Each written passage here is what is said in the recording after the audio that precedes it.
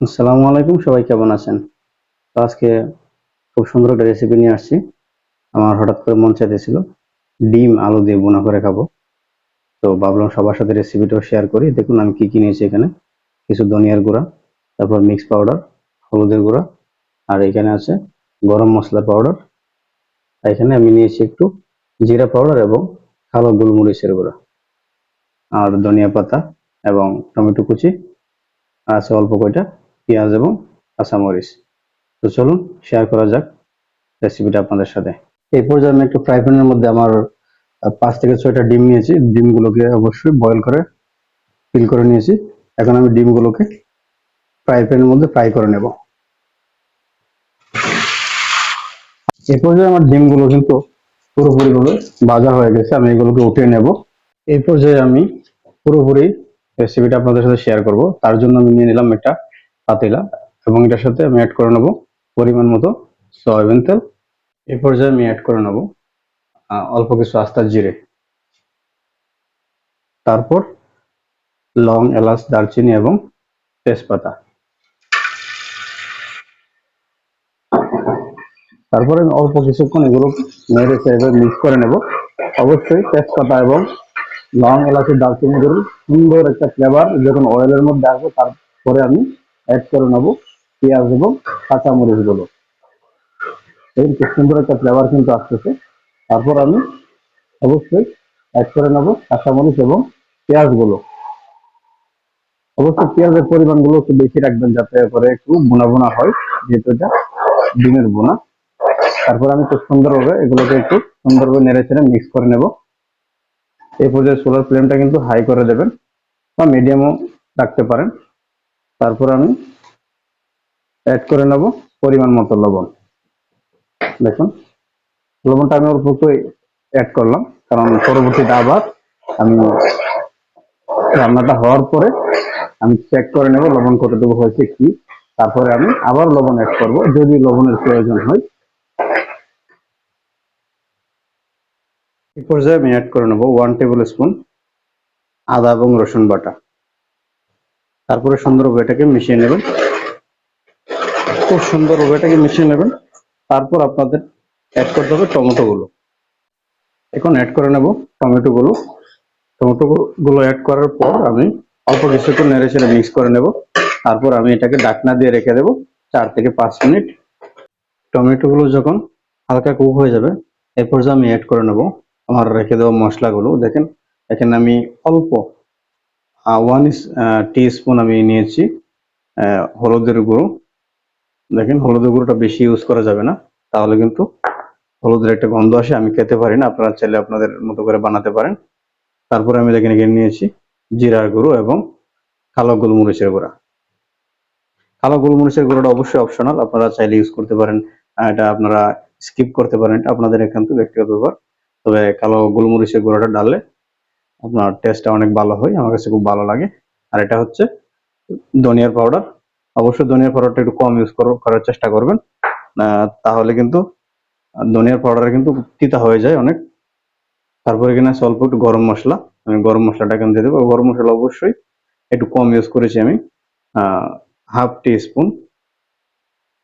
তারপর আমার কাছে আছে এখানে খুব ইম্পর্টেন্ট একটা মশলা, এটা হচ্ছে মিক্স মশলা।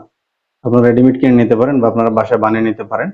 আর যদি আপনাদের রেসিপি প্রয়োজন হয় আমাকে কমেন্ট করবেন, আমি ডিসক্রিপশনে আমি নেক্সট ভিডিওতে আমি দিয়ে দেবো। এই পর্যায়ে সবগুলো মশলা দেওয়া হয়ে গেছে, আমি এগুলো খুব সুন্দরভাবে মিশিয়ে নেব।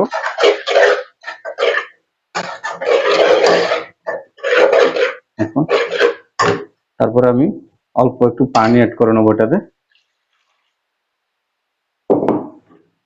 এবং চুলার ফ্লেমটাকে মিডিয়াম করে দেব।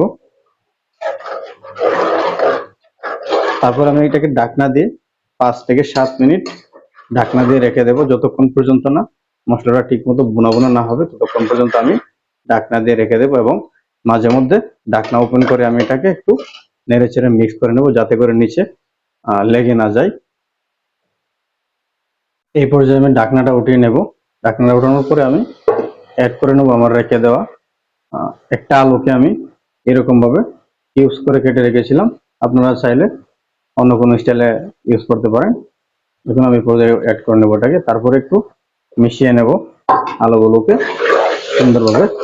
আর অবশ্যই এখানে ভিডিওতে একটা জিনিস খেয়াল করবেন, আমি কিন্তু চিল্লি পাউডার ইউজ করি নাই, লাল মরিচের গুঁড়া, কারণ আমি চিল্লি পাউডারটা পছন্দ করি না, আমি চিল্লি পাউডার খাই না, আমার ভালো লাগে না, অতিরিক্ত স্পাইসি আমার পছন্দ না, যার জন্য আমি চিলি পাউডারটা ইউজ করি না। আপনারা চাইলে ইউজ করতে পারেন, এটা আপনাদের ইচ্ছে, আপনাদের পছন্দ মতো আপনারা ইউজ করে নেবেন। তারপর একটু পরপর আমি আলু দেওয়ার পরে আমি এটাকে একটু নেড়ে চেড়ে মিক্স করে নেব, আর চুলার ফ্লেমটাকে মিডিয়াম টু লোতে রাখবো যাতে করে নিচে লেগে না যায়। আবারও আমি ঢাকনা দিয়ে এটাকে রেখে দেবো 3 থেকে 4 মিনিট, তারপর আবার ফিরে আসতেছি আপনাদের মাঝে। এই পর্যায়ে আমি ঢাকনাটা উঠে দেখবো আলুগুলোর কি অবস্থা। দেখেন আলুগুলো কিন্তু বুনা বুনা হয়ে গেছে। তারপর আমি এই পর্যায়ে অ্যাড করে নেব একটু ওয়াটার। আমি কিন্তু এতটুকু ওয়াটারেই আমি রান্নাটা শেষ করব, তার থেকে বেশি আমি পানি ইউজ করব না, আপনারা চাইলে ইউজ করতে পারেন। তো আমি এখন পানিগুলোকে অ্যাড করে নেব, আর লাস্ট মোমেন্টে আমি এবং অ্যাড করে নেব আমার ডিমগুলো।